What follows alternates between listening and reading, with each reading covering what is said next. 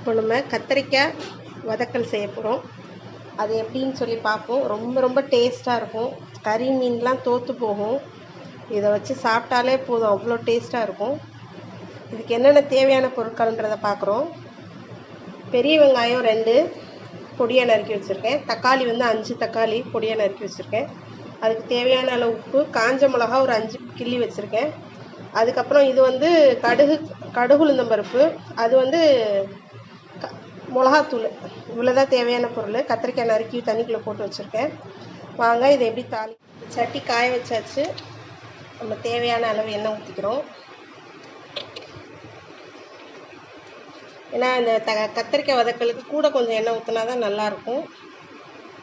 அதனால் நம்ம ஒரு 4 டேபிள் ஸ்பூன் ஊற்றிக்கிறோன்னு வைங்களேன்.